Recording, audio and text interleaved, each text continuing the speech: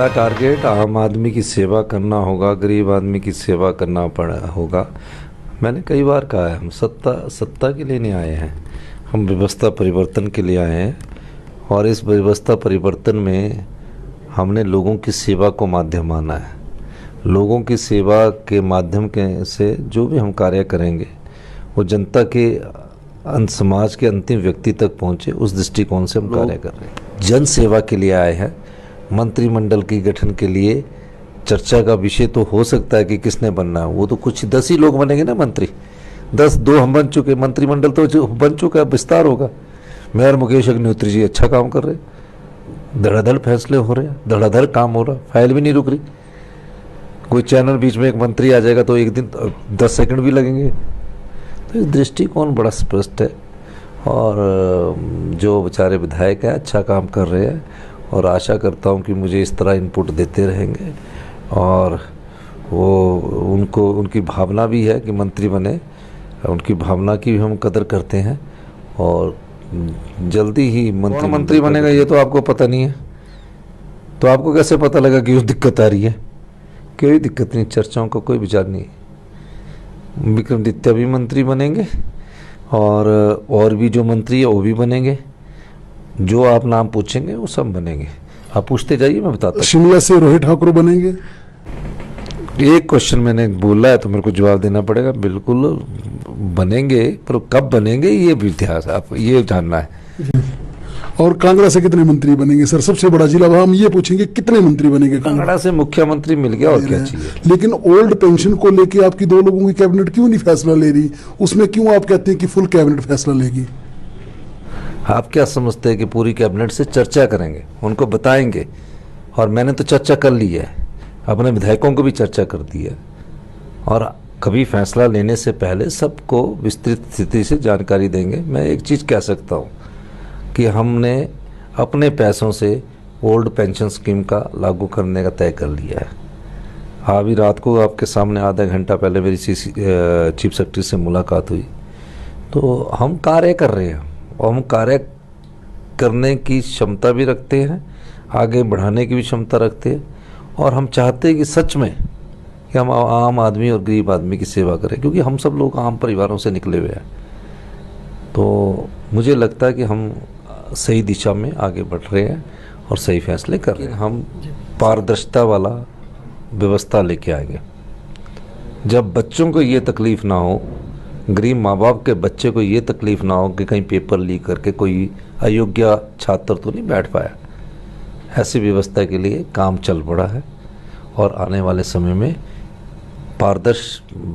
पारदर्शी व्यवस्था लाने के लिए हमने प्रण किया और देंगे। और जिन बच्चों के परिणाम नहीं निकले, JOIT का परिणाम सुप्रीम कोर्ट में फंसा, उसके लिए भी मेरी एक बैठक हो चुकी है और अगली बैठक में हम उसमें कोई ना कोई निर्णय लेंगे। और हम जोड़ी नंबर 1 है और अभी जोड़ी में कुछ और सम्मिलित हो जाएंगे।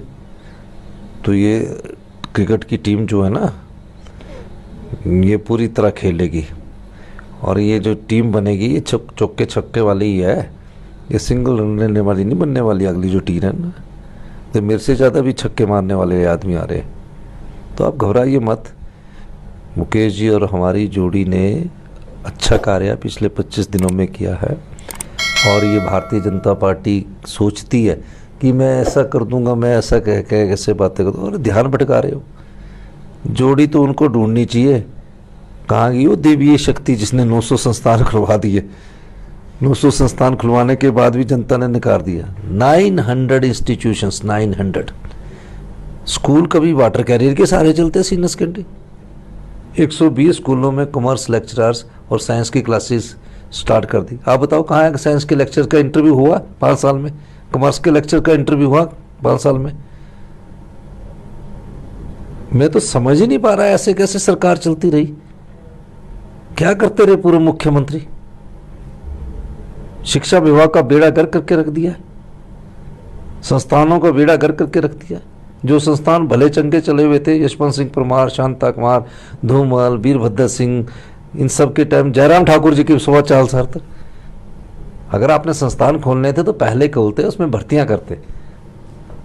लास्ट के 9 महीने में कहाँ से देवीय शक्ति हो चल गई?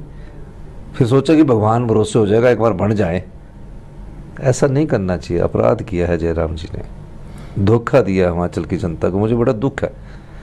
मुख्यमंत्री जैसे हमारी इकॉनमी ठीक होती जाएगी, जो भारतीय जनता पार्टी ने हिमाचल प्रदेश में 75,000 का करोड़ का कर्ज चुकाया है, वैसे वैसे हम उनको सब सम्मान देंगे। लेकिन उसके लिए ट्रांसफर होनी नहीं तो पॉलिसी लाने काय को, काय का झंझट है। लग रहा है कोई ट्रांसफर, ये देखो गोमा जी बैठे, अवस्थी जी बैठे, आइए कोई आपके पास भी तो आप पत्रकार है, आइए आपके पास भी ट्रांसफर। जब ट्रांसफर हुआ ही नहीं तो आने का 1500 योजनाबद्ध तरीके का मतलब है कि पहले हम किस सेक्टर को देंगे, एक साल में इस सेक्टर को देंगे, दूसरे साल में दूसरे सेक्टर को देंगे, तीसरे साल में तीसरे सेक्टर को देंगे। पर 4 साल में हम सारे 5वें साल नहीं रखेंगे, 9 महीने में। वो देवी शक्ति हमको नहीं चाहिए। हमारे जो काम होंगे 4 साल में ही खत्म हो जाएंगे। नया हिमाचल बनाना है, आम आदमी का हिमाचल बनाना है, आम लोगों की सुविधा के लिए हिमाचल बनाना है। अभी तो मैंने सिर्फ 8 ही डिपार्टमेंटों का रिव्यू लिया, आने वाले समय में